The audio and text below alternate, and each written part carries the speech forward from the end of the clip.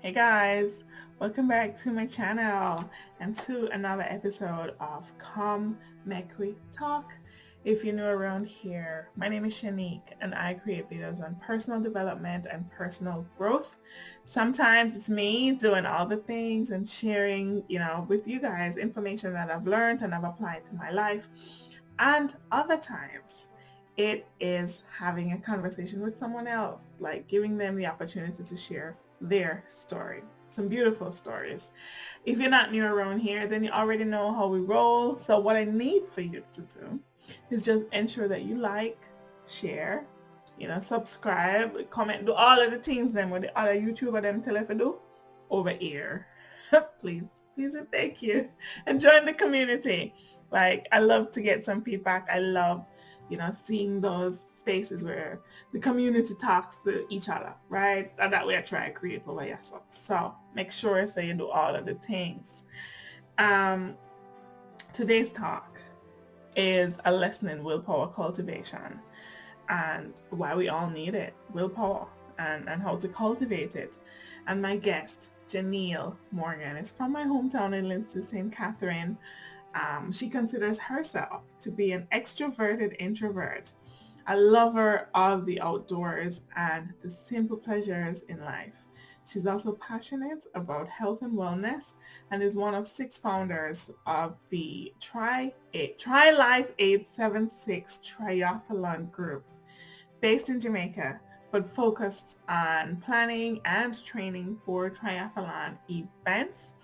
She's also the current president for the Pacesetters Toastmasters Club in Kingston, Jamaica.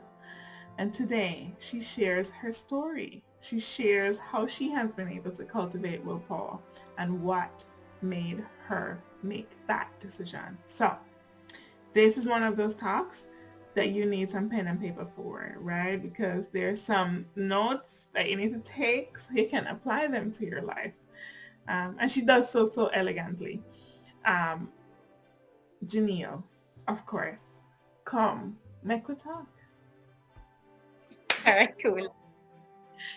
Hey guys, welcome back to another episode of Come Make We Talk. This week's guest is...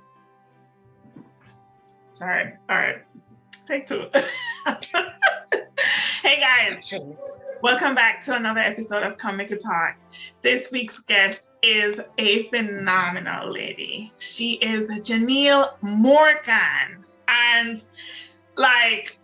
we were trying to get into it before we hop on and started recording, but I was like, you know what? Let me just save it because I feel like I need to give you your flowers when you're alive, and I need to do that in a way that, allows you to receive it openly, because I don't think that we do that enough. And you're out here shining, right? I feel like your testament and the way in which you demonstrate willpower,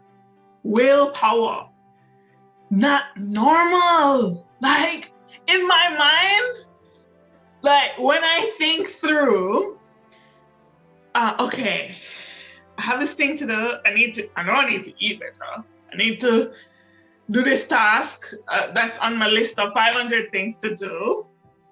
But I'm not going to take a nap or I'm going to just watch 2 more episodes of this show. And then I scroll on Instagram and I see you post a plate of what you're eating. And I'm like, oh, shit. All right, let me get up. These abs are not going to make themselves. I call them ablets, like we have pig and piglets. Piglets, ablets. They're baby ones. They're coming in. They're just not there. They're not there yet.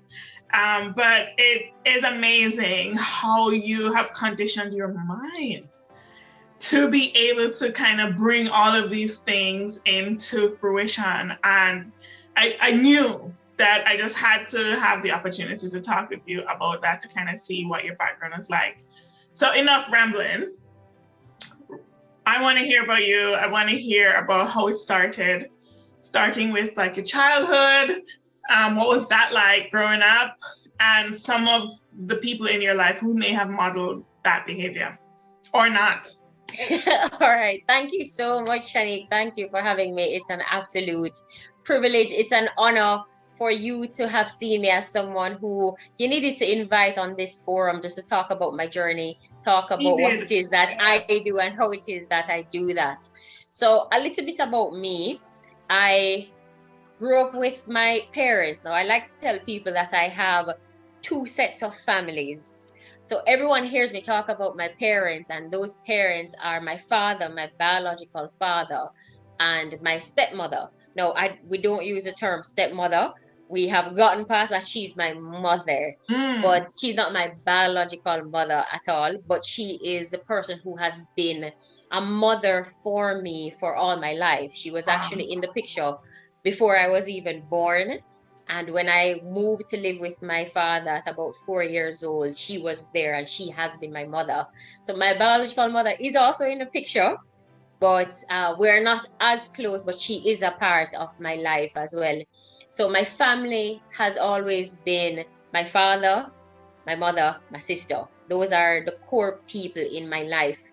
They have been the structure for everything. So I know a lot of times I've heard my friends talk about their families and they have this auntie and this uncle. I have those people, but at the core of everything, my family has been those three people. It's been the four of us in that household.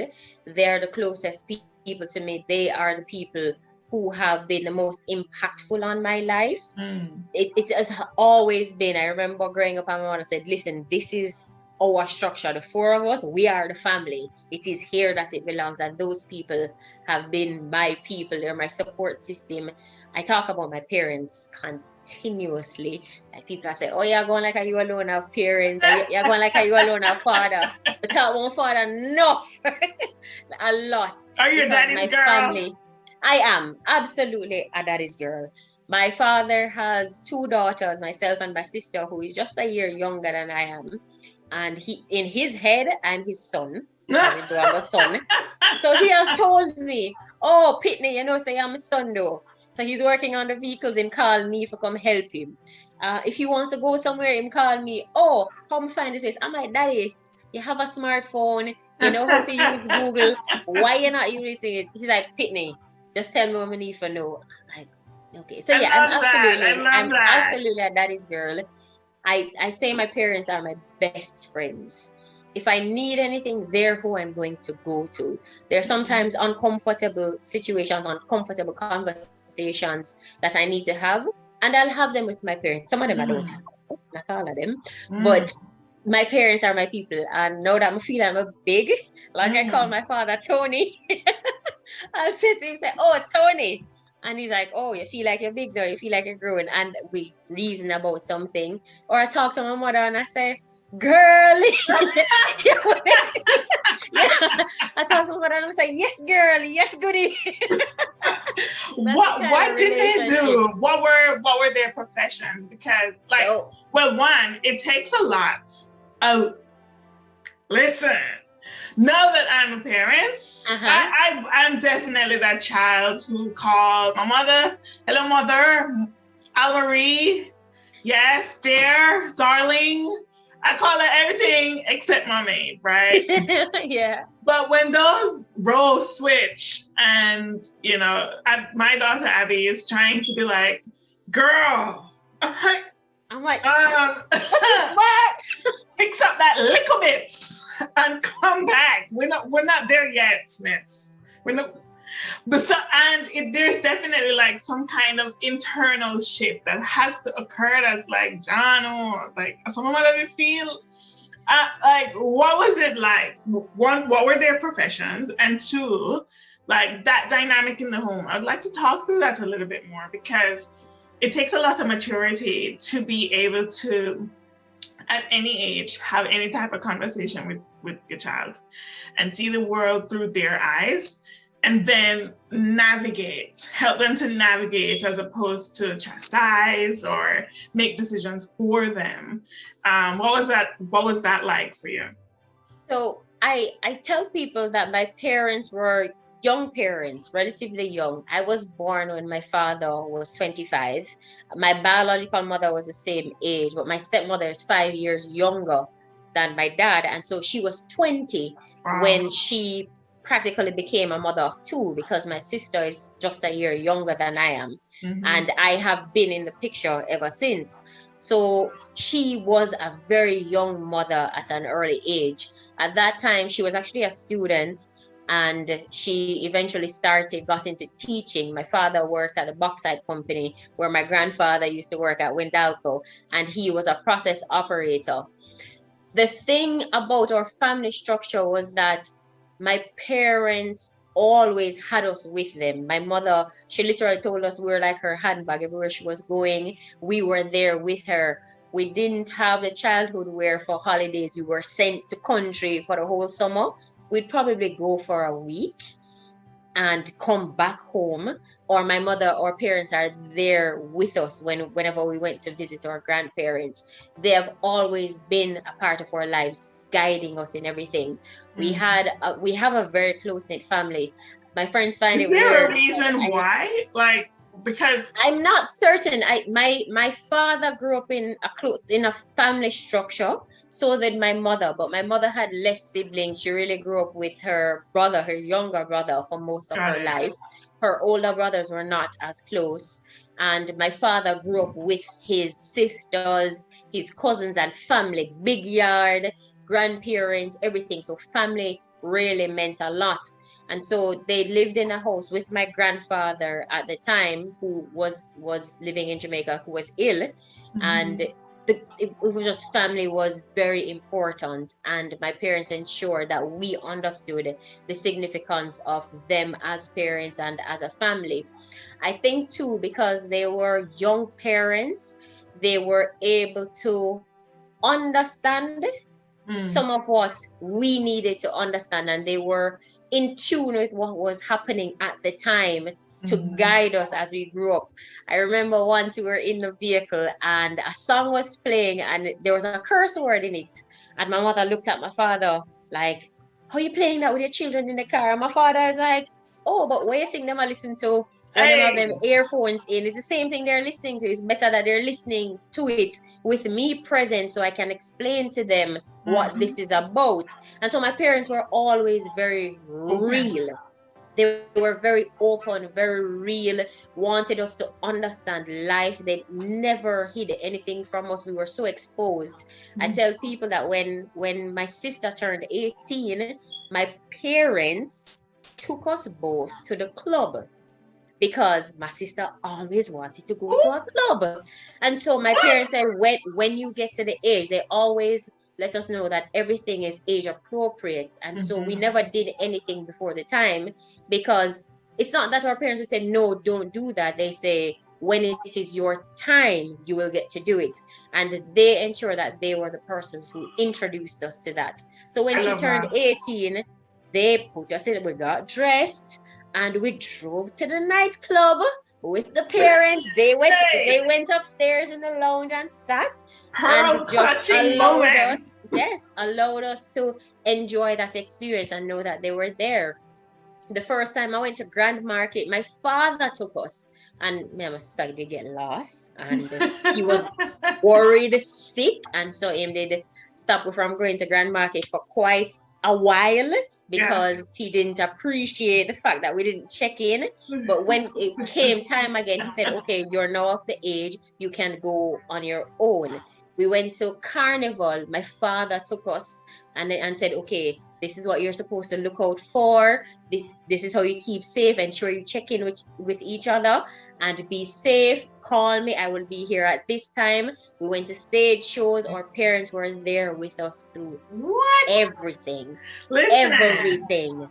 I've had the most uncomfortable conversations with my parents. So you are giving me insight into what I hope will be like how my daughter talks about like her relationship with us. But as someone who grew up in a single parent home, like I did have friends who were like, okay, my mom taking us to this party. I'm like, oh, she's not. And I'm like, oh, do you not censor yourself? Like them going the most way. I am in person who's in the corner like, no, like your mother is like really right there.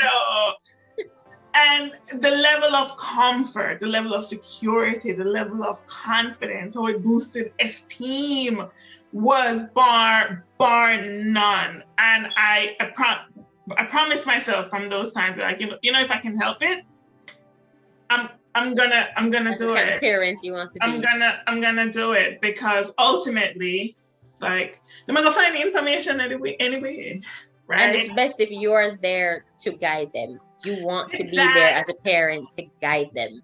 Did you at any point feel withdrawn, suffocated, felt like you needed to kind of censor certain things, like, just by virtue of growing up and being mature and experiencing other people and experiencing the world, and especially as it came to boyfriend-girlfriend conversations and maybe money management, like certain things, say, okay, well, I know what my parents think, but I really just want to try this anyway. Were there ever such occasions? So there are those occasions, and the thing that I appreciate most about my parents is they have never tried to tell us what to do. They are giving us insights based on their experiences. They're giving us recommendations, suggestions, but at the end they say, I can't tell you what to do because you're your own person. You make your decision for yourself. I can only guide you. And that has been so helpful in everything that I have done, everything my sister has done. Our parents have been there to guide us through the entire process. How much and they're not saying, hey, say? No, they'll tell us, I don't really approve of that. But if that's what you want to do, sure, go ahead. But they've always been there supportive, giving us the insight and said, okay, this is what I would do if I were in this situation. These are some of the things that you can consider, not necessarily saying this is what you're supposed to do, but we have had more experience. We can give you insight into some of the things that you can consider that you may not have yet been exposed to. So I do have those uncomfortable moments that's like, I'm not having this conversation with my mother. I'm not going to tell my father this, and I don't.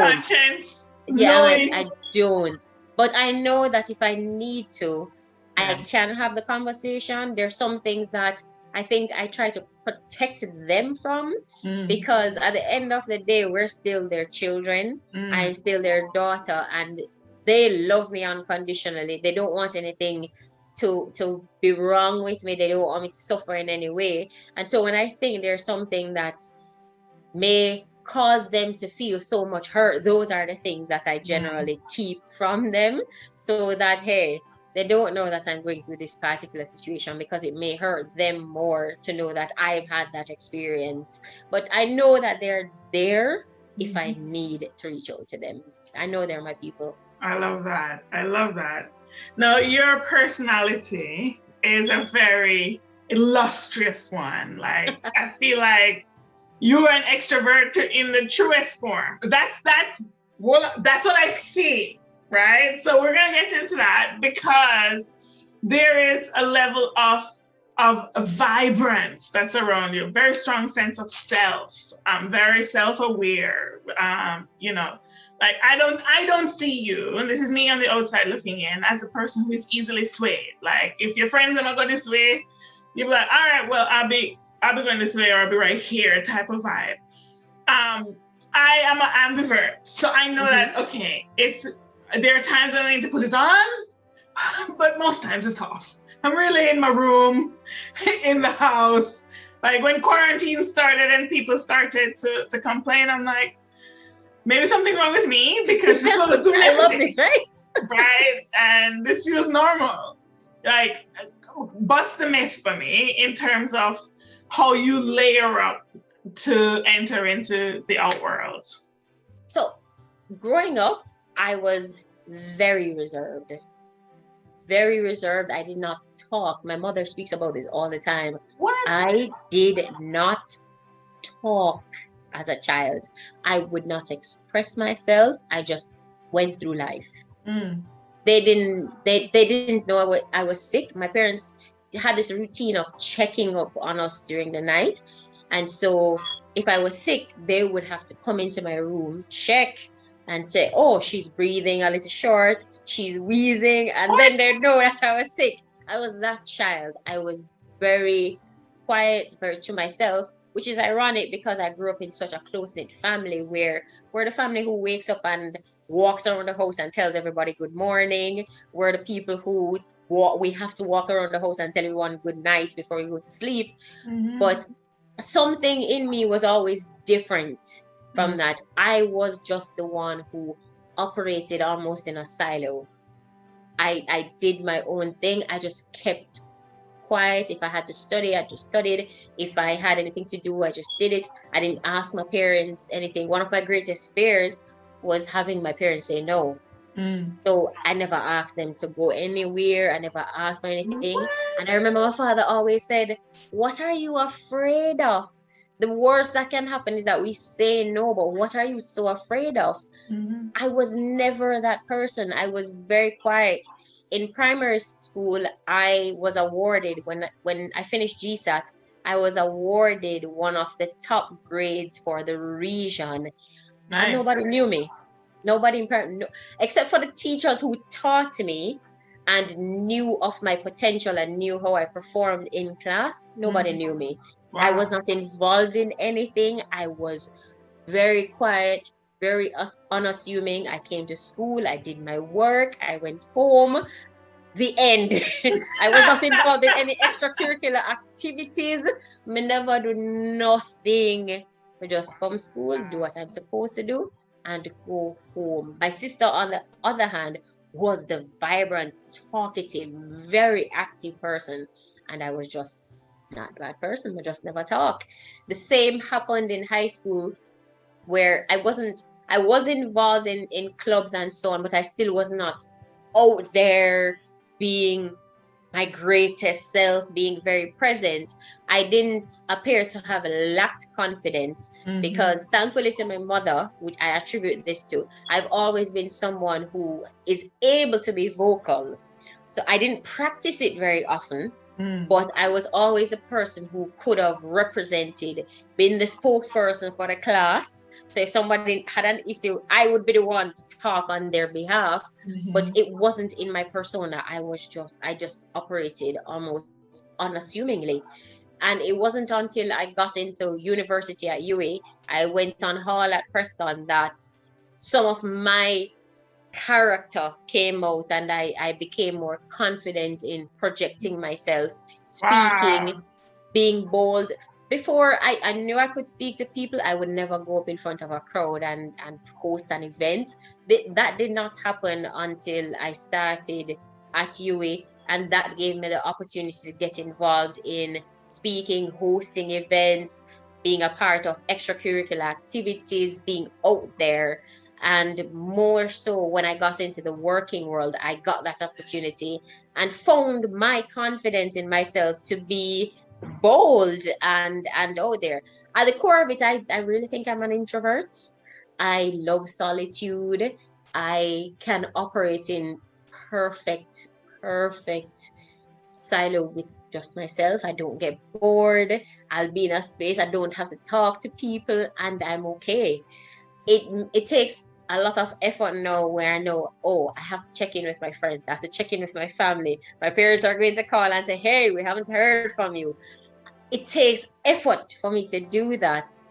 And that's who I am. I believe I am at the core. Wow. But to the world, I seem like, whoa, I'm just out there. Believe me. I was not like that all along. Listen, I was not like that.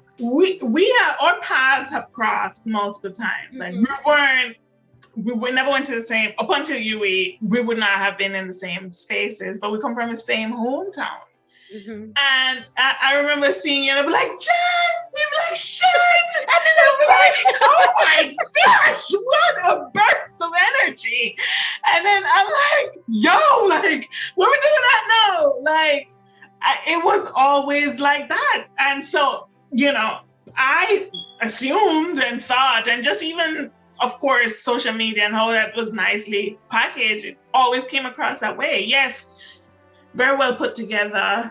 Like, we're going to talk about Toastmasters in a bit, but like, very well thought out messaging and how you really stood up for yourself or presented yourself. But to me, it seemed as though, okay, well, wow, like, damn. No, I haven't always been like that. I was never always that bold and confident to present myself. My mother would say that you always had the potential. It was always in you, but you just did not have that confidence to do it. My mother has always been that support system. She's like, you can be great. And I know she appreciates it. She said, oh, I think you found your niche. I think you found your thing now and you're doing it. And I love that you are doing it. That hasn't always been the case. Listen, I've always considered myself to be more of like the lone wolf, right? I can adapt in any situation. I am friends with persons from all walks of life. We're going to find something to talk about. We can connect about something, but ultimately I walk alone. And even like my husband is the same way. Even when we're in the house, all three of us will be in the house and we're just vibing separately, but together. And it's just, I'm like, awesome. Right. But I've also been in spaces where I needed that side to come out, being on panels or trying to field conversations where, especially in the international spaces as a Jamaican, they expect you to be like, yo, Irie, yo, man, all the time. And then I just sneak away into the bathroom for a whole 45 minutes and just chill until I can sneak out and go into my hotel room, because I need to recharge. I need to settle myself. I need to feel grounded, and my time expire for the socialization. Like there's an inside joke that I have with my husband where we rarely, if ever, host a get together at our house, right? We are the people who will come over. And you don't have to worry about us overstaying a welcome, because you're ready to go. Listen, I have the look. And once I show my husband the look, is like, all right, anyway, my dudes. We're ready. Ready. We are socialized out. So it's interesting to see that, for me, at least, the way in which you came across was so not who you are at your core. I mean, yeah, that's cool. What got you interested into, physical activity? Let's start there. Okay, so that was never my thing either, ever. My sister laughs at me every day and she's still in awe. She's like, I can't believe this is the same person. You didn't even like to sweat. She's not kidding. She's like, you didn't even like to sweat. You didn't even walk fast. I was never that person. What? I was like hiding from the sun. I'm not going outside. I don't want to sweat up too much. I was never that person. But what happened is that when I started working after I graduated university in 2013, I used to live in, I was still living in Linstead. Why you bring that was like a long time ago. Oh my gosh. I was still living in Linstead, working in Kingston. And so I got up really early to go to work, which started at 8. And then I got home like 6, 7. And by that time I'm exhausted and going to bed. And I'd come home and of course I'm eating my dinner, because I have to eat my dinner. So I'm eating my dinner. And I remember a few months into working, my father sat me down and he said, Pitney, and my father is just a real virgin.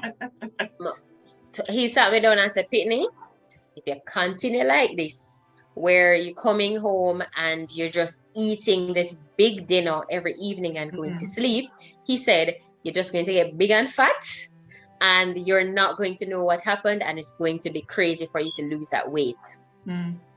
And my family is predisposed to diabetes. So my father's father died at 50 from diabetes. And so I remember that consciously in my head, that I remember when I found out my grandfather died at 50, I was like, 50? But my dad is almost 50, because when my grandfather died, I was only 6. And so to me, at 6, looking at a 50-year-old, he was an old man. And so 50 my year olds grandfather back died. then, We're like, don't look old. like 50-year-olds now. Like, if 50-year-olds start walking them cane, 80-year-olds, Yes. like, back Well, home. So 50-year-old today be looking fly. yes. Okay? They So look he like wasn't walking 25. with a cane. He didn't look sick or anything, but he Yeah. really was very ill. Wow. And so when he died, I was like, okay, my grandfather died. Why is everybody making a big deal? It wasn't until I was older, like 19, 20, that I really realized that my grandfather died when he was 50 and my father was approaching 50. And I said, but I can't imagine my father dying now, getting ill and dying now. And so I became very conscious of the need to regulate how I ate and the need to exercise. So my father would always wake up in the morning, do his walks from Charlemont to Linstead. And so I emulated that, and he said, you know, you do your exercises. So I wanted to get into being physically active. I wanted to ensure that I lived a healthy lifestyle for that reason, that I did not want to also develop diabetes. I said, all right, I want to try the gym, but I found the gym so monotonous. It was the same thing, same equipment. I didn't like the idea of the gym. I just found it so dull. I was like, okay, what can I do that is going to be fun and diverse? And I was literally just scrolling through Facebook and I saw a friend who cycled. And I was like, that's something cool. And I was like, message.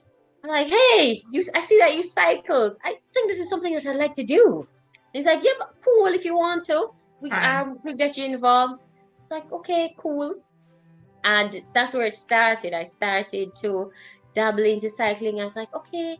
Then I got introduced to triathlons. I was like, oh, but this is cool. I could do 3 different sports. No, I'm not a runner at all.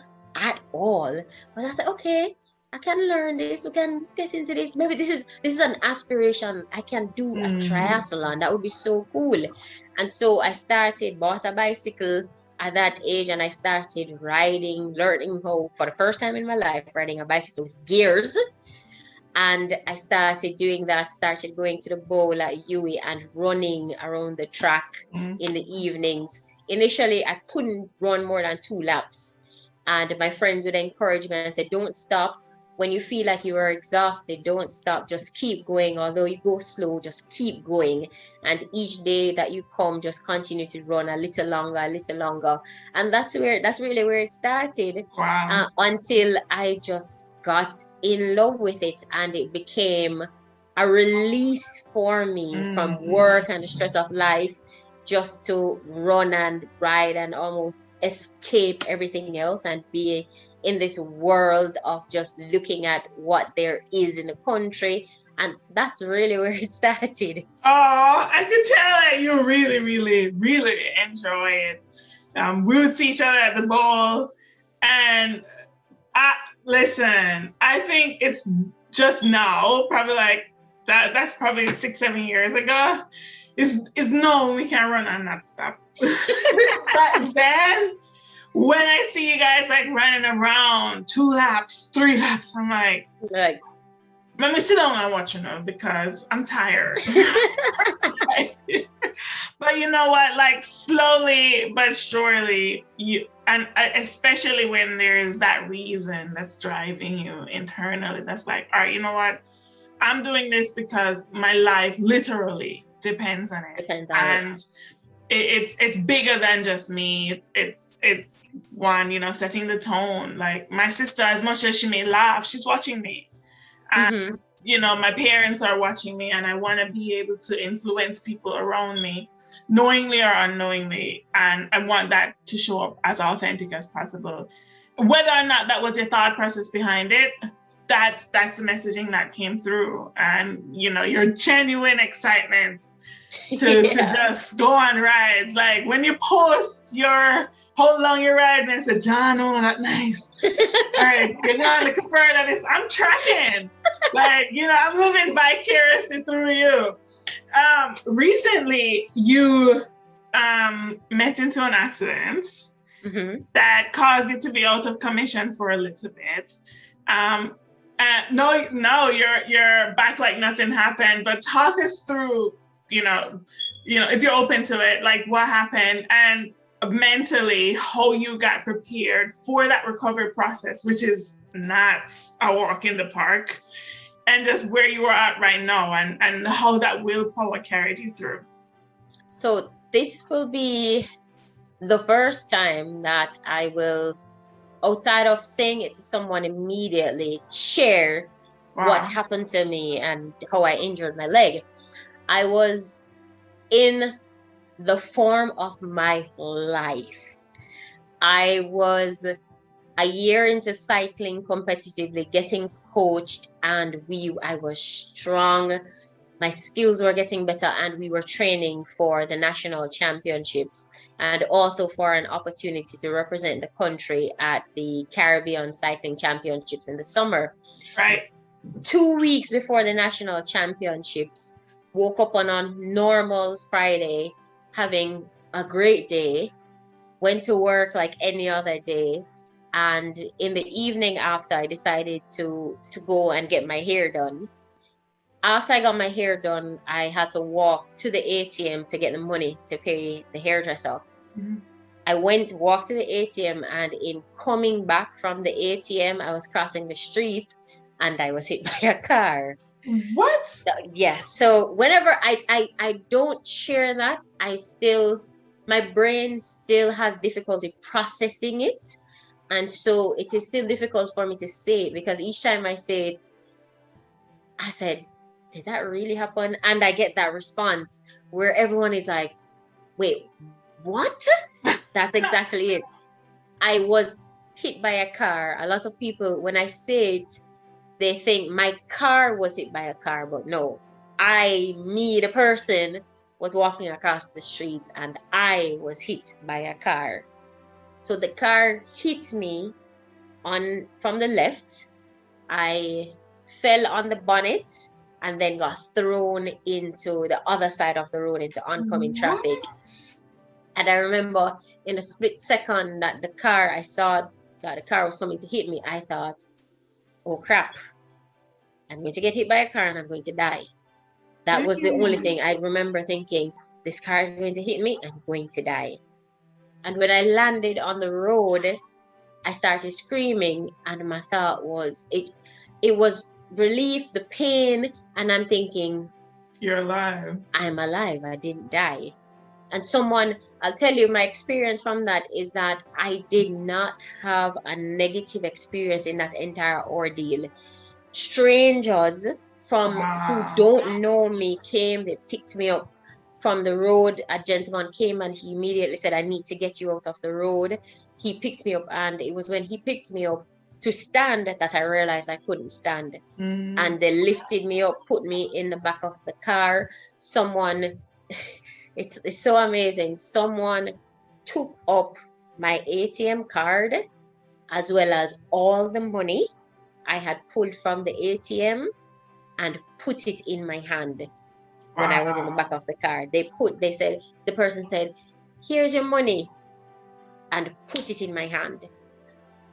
And my bag was still at the hairdresser. And so I had to say to them, don't drive off. Please don't drive off. I need my bag. I need my bag. I need my bag. Because I didn't have my phones, anything. I only walked with that you just one went ATM card. Say, oh, Miss, come back. Yeah, and I remember the hairdresser was so frantic when she came back and she realized it was me. She said, Jesus Christ, Jesus Christ, Jesus Christ. I just finished her hair. Oh God, oh God, oh God, I can't believe. And she jumped into the car and said, I'm coming. And I picked up my phone and I called 2 people. I remember I told you that one of the things I hate doing is having to tell my parents something that I know will hurt them.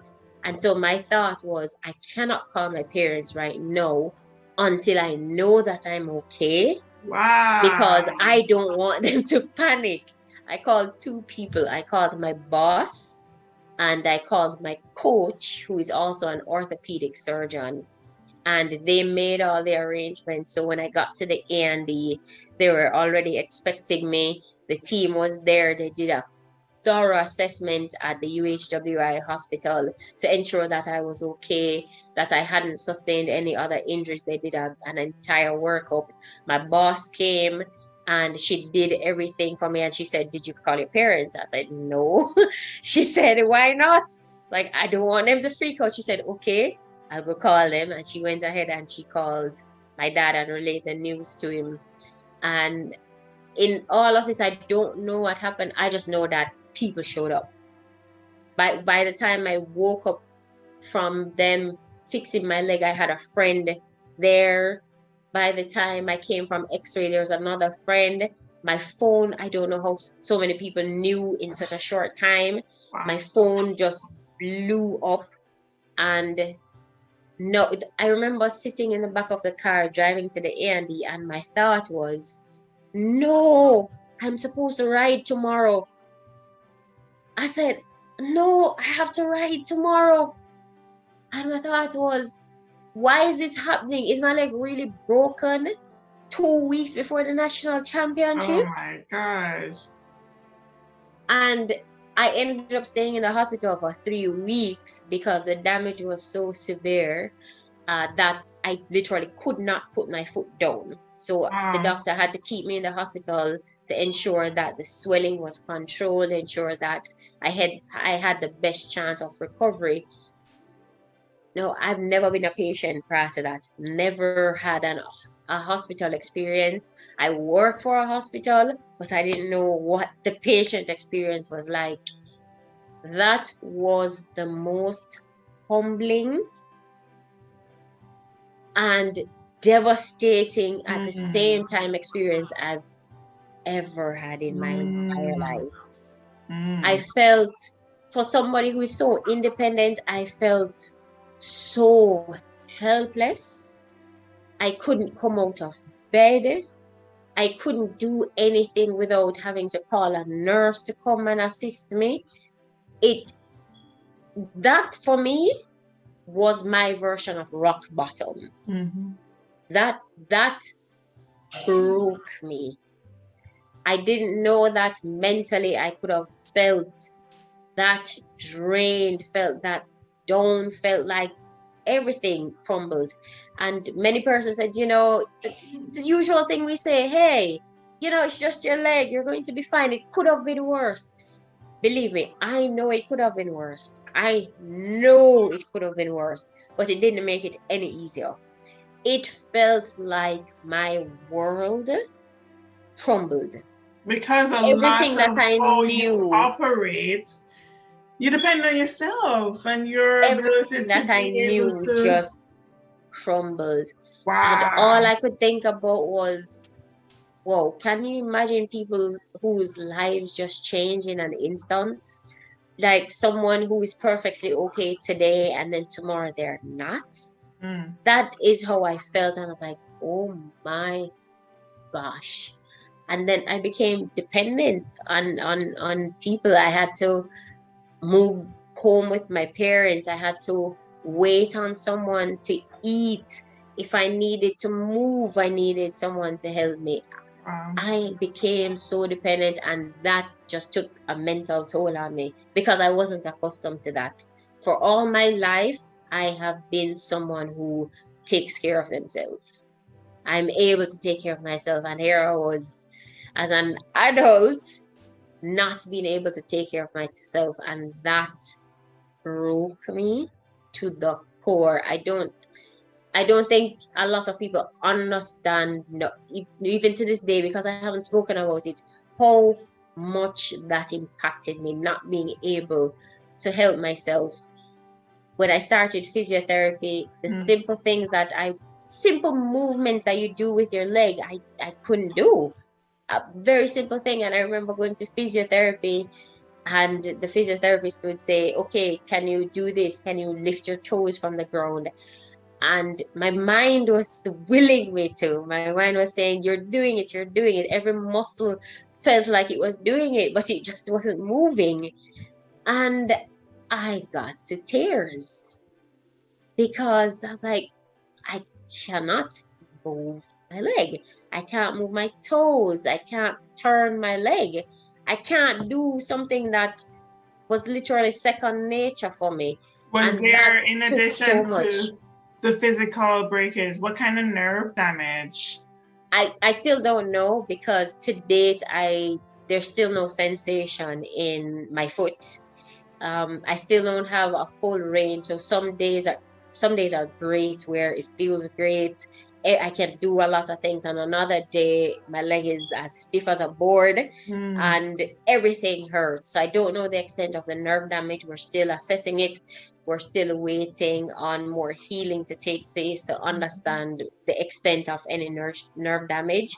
I'm hoping and praying, doctors are hoping and praying that I will regain full functionality. But at this point, I don't know. Well, thank you first and foremost for trusting me enough to sharing that, to share that. That means a lot, because it means that, one, you think I'm a safe space, and then we can talk about it. And two, even though internally you are still processing it, you are now in a position where you can process that openly, right? Yeah. And those two are huge monumental things that I don't take for granted. I can relate to a lot of what you mentioned. Like, I'm someone who, I give a lot of people help and I don't like to ask for it. And that's the paradigm that you're always kind of operating in, because the moment you feel like you're asking for help, it's like, how long can I? You have to kind of grit your teeth. They're like, okay. But it's also too a testament of the good seeds that you sow, and the fact that even though it came from inconspicuous people you didn't know, strangers, it came back to you. It came back to you, and I feel like that, to me, allows you to give yourself grace as you go through the process of recovery, and understand that, okay, it's not going to be perfect, but two, for whatever reason, renews the fact that, okay, I know I can't depend on people, it's not like I was doubting it, but I can exercise that a little more frequently, because we can't be an island all the time. We gotta, have a community. That's right. Community building, and you can build it your way, right? So that it kind of feeds the needs that you have. Mentally, I have to tell you, like, when I saw you put up that picture, my first thing was like, oh no, but I never for an instant thought that you would not have been able to recover at like rapid speed. I'm like, oh, she's all right. Even though I didn't know what it was, in my mind, just based on the fact that you so amply demonstrated how serious you are about yourself, how much you show up for yourself all the time, in full. I'm like, oh, this is cake. I appreciate that you said that, because you said the correct thing. It's about showing up. Even as a Toastmaster, my friends, I tell people I show up. One thing about me, I am showing up and I'm showing out. And I'm going to give it my all. So I'm able to be consistent and dedicated, because I've made a commitment to myself that whatever I'm doing the best that I can do. Whatever I'm doing, I'm going to give it my all. And so when I commit, I'm doing it. There are going to be days when I have to break. There are going to be days when I don't feel great. There are going to be days when I'm hindered, but I am showing up.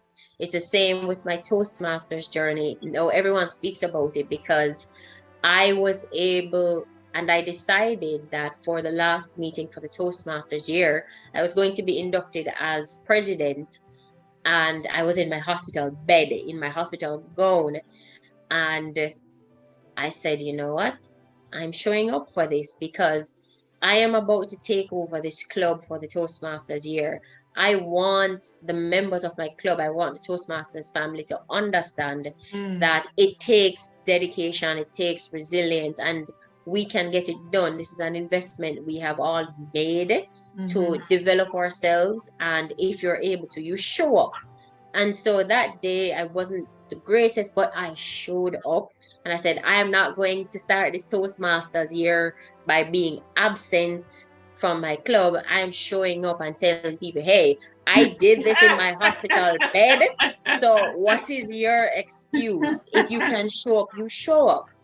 And that has always been my mantra. When I commit wholeheartedly. You make the decision. When I make a decision, I'm doing it.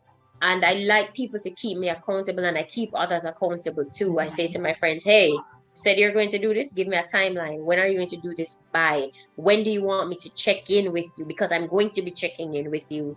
Because when you make a commitment, the way I was raised, the way it was drilled into me by my parents, you show up and you do your best. And so for me, it is, I'm doing my best. When I go to my physiotherapy sessions, I am doing my best. Some days it pains. Some days I'm not in the mood. Some days I'm miserable. Some days I hate my physiotherapist. And some days your best look different. Yes, some days your best look. Some days my best is, hey, I can do this. I can do that. Some days it is bare. It is just laying on the bed and getting a massage. Yeah. Some days that's what it looks like. Yeah. And a lot of people look at me and look at all the things that I do and think, hey, she has it all figured out. I don't.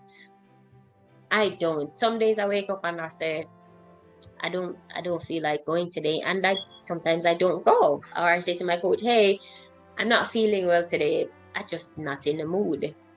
But when you understand your why, it makes a difference. Mm-hmm. My why for being consistent with my physiotherapy session is, hey, I want my leg to be back to where it was before.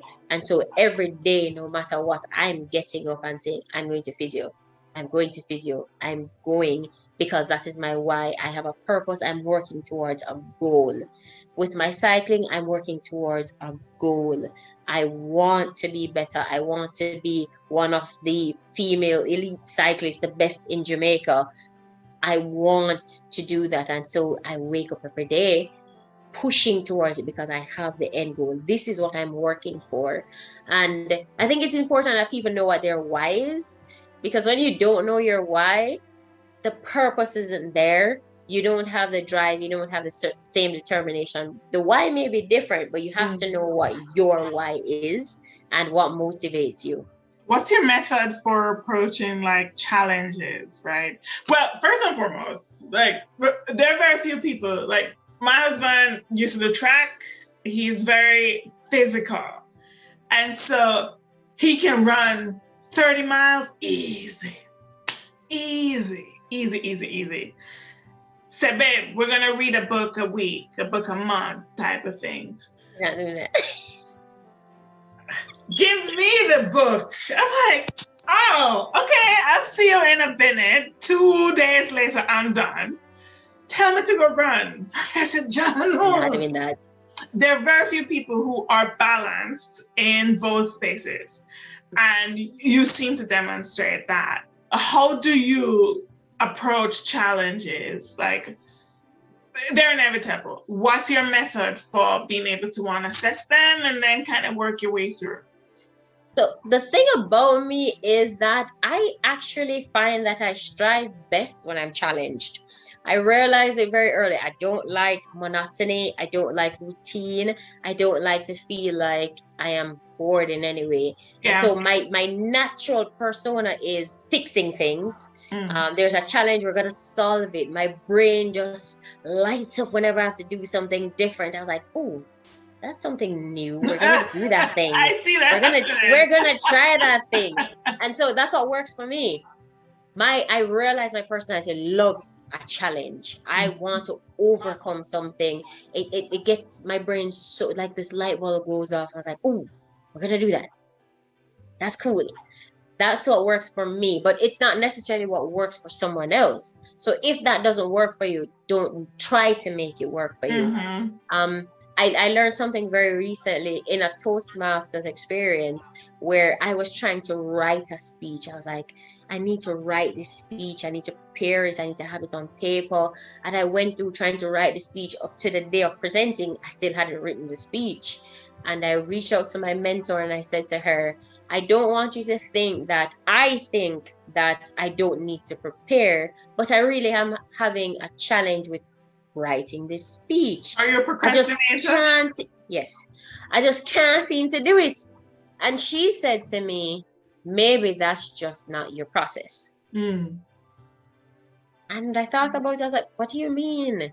She's like, you are trying to write a speech because in your head, presenting a good speech means that you write it and you practice it in advance.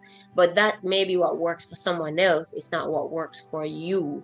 Do what works for you. If you're comfortable with doing an impromptu speech, that is what works for you. Don't try to make someone else's process your process. And that was just a light bulb moment. I was like, is this your first time preparing a speech? Like, what was different this time around? It was because I've never been a person to prepare a speech. I can get up and talk. I can just get up and talk off the fly, but to write a speech and say, okay, it's supposed to be between 5 to 7 minutes, that has never been something for me. And so I thought that, okay, the curriculum for Toastmasters says you're supposed to prepare the speech and you're supposed to practice it. And it's supposed to be between this time. And I was trying to make me fit into that, but it just was not what worked for me. And so I realized, she made me realize that find your own process and what works for you. So for me, challenges works for me. I don't like to be bored. I like when every day is a new day and I get a new challenge and there's something else thrown at me and I'm like, yay! I get to do something new. I get to fix something. Like your husband, I'm not going to just get up and read a book. That's not me at all. If I'm reading a book about something that I want to do, sure. But I'm not just going to get up and read a book. It may take me months to read a book. It's just, that's not me. But people's like, oh, you should read more. I agree. But that person, I'll read it when I need to. I'll read when I think it's beneficial to me and what I want to know. But because it works for you doesn't mean it's going to work for me. How do you feel when you you have your vision board, however you set it up, you by this point would have had your own process for getting your goals together. But when you are in that state of introspection and you're looking back and you're like, John, like I do that, like me do that, like how does that make you feel to kind of, be watching like the scoreboards of your life kind of shift? Right. I'm going to tell you something that may shock you. I don't have that. I've never done a vision board ever in my entire life. My friends have always said, hey, let's do a vision board session. I've seen them. I've gone into their houses and people vision board differently. So I don't have like the cartridge paper, something with, I don't understand that. With the pictures, man, I said, okay, I am a pen and paper girl. I need like a list of things. And I'll say, okay, well, this year is my year of this. And I'll kind of, work through my little process and my thing. I'm not cutting up magazines. So people, it might not be a vision board in the formal sense or what we have come to expect that to look like. But that goal thing, to me, like, it's the same, it's similar in that you are kind of scoping out different, benchmarks for each area of your life and different things that you want to accomplish. And however you write it down or however you pencil it in, there's a point at which you recognize that, oh crap, like this was once something that I'd aimed for and I've accomplished it. And I remember the first time I did that in 2018. I'm ashamed to say that. Jeez. I said, let me test this thing. Backside. Here I am, a UWI graduate, someone who taught leadership as a course at UWI, someone who did so many things, never having actually challenged myself enough to say, all right, you know what, these specific things are the things that I'm going for. And then I didn't look at it once throughout the year. And at the end of the year, when I said, all right, let me see how this thing works. Nonchalantly, just like going through, I realized I checked off everything that was on that list. And I was like, is it this that work I go zoom something about? Like, I don't know. But for someone who it seems as though you're the mere fact that you're consistent means that by default, you'll hit those benchmarks. Do you ever stop to review what the playoffs were like, or, you know, what those moments were like? And then, I don't know, maybe shift your process. Are you that type of someone, or are you someone who's just constantly looking at the next goal? All right, yeah, let me just win this, but we're on the next goal type of vibe. So that's it for me. We did this, okay, next challenge. Let's find something new now. So whenever I feel like I've accomplished something, it's always on to whatever the next is. I've never, maybe my parents may be ashamed of this, I've never written down goals and said, hey, these are what I'm aiming to achieve in this particular time. I find myself to be very fluid in what I do. So if an opportunity comes and I was like, hey, that sounds cool, that sounds like something that interests me, I'm going to go to that opportunity. At this point, I can't tell you what my 5-year plan is. I have no idea. I'm winging it. I've worked in different fields, and sometimes people ask me, how are you here now? And I tell them, oh, I used to do this before. They're like, so how you end up here? Life. True, because life, and I saw an opportunity and I just went for your university degree is in media. Is in media and communication. And you work in medicine? Okay. Yeah, I work in healthcare management now. Yes, in healthcare now. And it's just life. It's life that happened to me. So whenever opportunities come, and especially anything that interests me, I do it. In the same way that's how I got involved in cycling. Literally, the coach, my boss said to the coach, hey, did she tell you that she got her father involved in cycling? And he's like, wait, I didn't know she cycled. And he's like, you cycle? I was like, oh yeah. Gosh. But so I knew he cycled, but I'd never had that conversation with him. And so he's like, you cycle? I was like, oh yeah, I ride every now and again. That's a little thing. Yeah, I ride every now and again. And he's like, what? And he looked at my Strava, which is a social media app for athletes and cyclists. And he looked at my Strava and did an assessment. And he came back and said, oh, but we reviewed your Strava and we're seeing that you rode this kind of mileage, and for someone who's only riding once per week, this is impressive. Would you like to join our cycling club? We'd like to invite you to be the first female in our club. And I'm like, what? Okay. And then it was that same week, and he just said, oh, we're going to do a race on Sunday. Would you like to come to see what our race is like? Never raced before in my life. I'm like, okay, I'll come, sure. And I went, I couldn't finish the race because these people were riding from Ocho Rios to Montego Bay in under 3 hours, and my brain couldn't fathom that. I've never ridden that kind of speed, never ridden in a group before. And when that race finished, I didn't finish the race. They actually had to pick me up off the course. And in the night when I got home, I was like, I'm intrigued. This is no a challenge. This is something new for me. And I called him and I said, listen, what they did today, what I witnessed, I want you to train me to do that. Wow. And he said, okay, cool. Training starts next week, Monday. And we started from there. And that was the end of August. And by the November, I did that same race again and placed second in the female category. Finished the race in 2 hours and 45 minutes. It was just another challenge for me. And that's what works. That's how my goal setting works. Listen.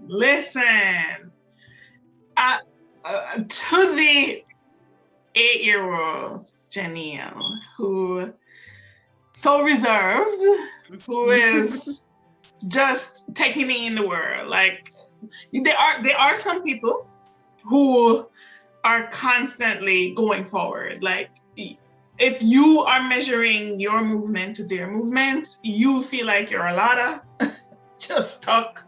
Your transmission just give out, and they are just zooming. They are like an all-purpose vehicle. Like, no terrain, no stop them. They're constant.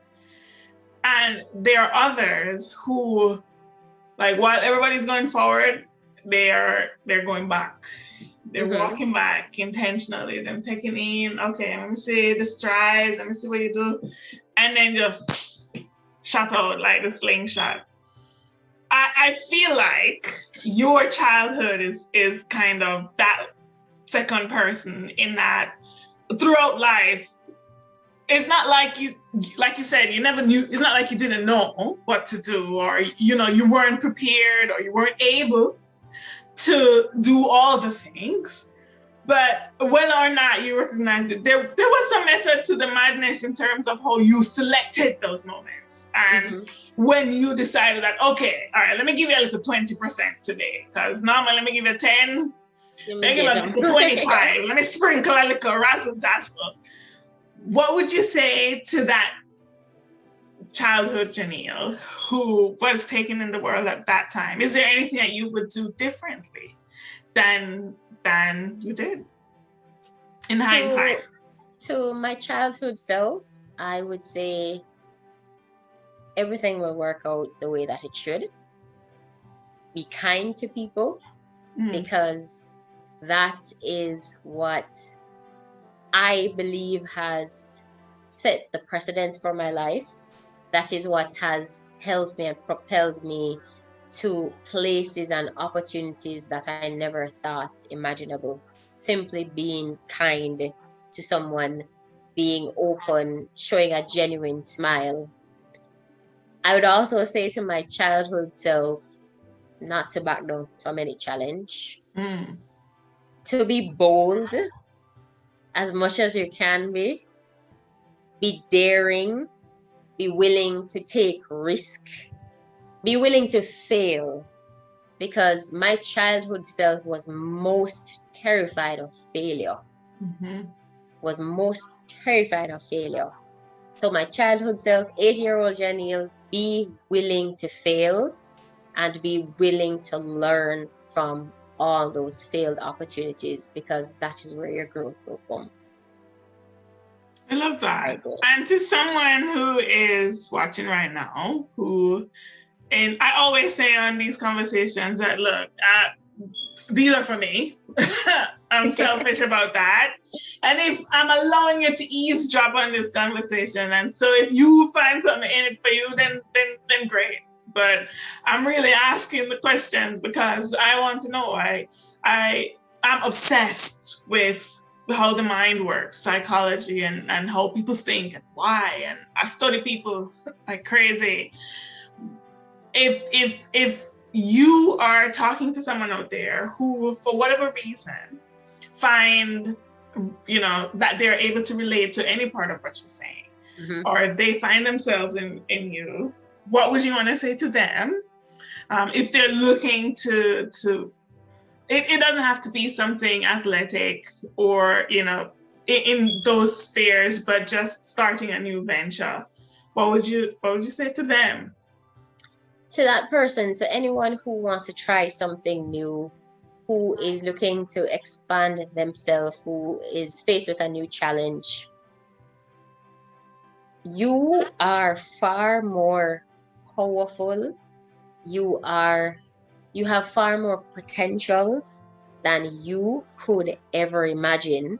And the only way on this earth that you can unearth that potential is to do it. The only way that you will know what you are capable of, the greatness that you can achieve, the sport that you can accomplish, the job that you never had, the people you can reach, is simply doing it. Showing up, showing out, and being purposeful and simply doing it. Not trying to do it, doing it. Boy, that's just doing it.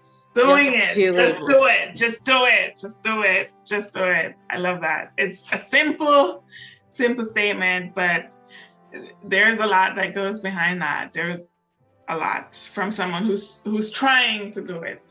You're doing it. I'm doing it. Thank you so much, Janneille. For sharing Shanique. your story with me, for trusting me with the information, for being open and vulnerable in this space. It means the world to me anytime I have these conversations, because I don't take them for granted. And I feel like I leave a piece of me in every session, and then there's a part of me that grows. Like, I'm constantly mind blown. And as much as, people might look on the surface, there's so much that goes on behind the scene. There's so many roots. And I'm constantly amazed at how people, have come through some challenges, and you're certainly no different. I love that. Thank you so much for hopping on and share. For people who are trying to find you, trying to reach you, want to connect with you, where do they find you? On the various platforms. So there's Facebook, there's Instagram, where I'm most active. Occasionally I tweet.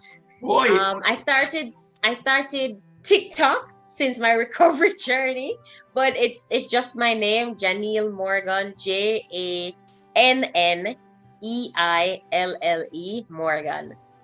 Janneille Morgan. I know that, like, a year from now, 2 years, 5 years from now, like, you're just going to have a wall where you're just stuck with all the little medals and trophies and stuff, because you're going to have so much to tell. So many victories coming your way.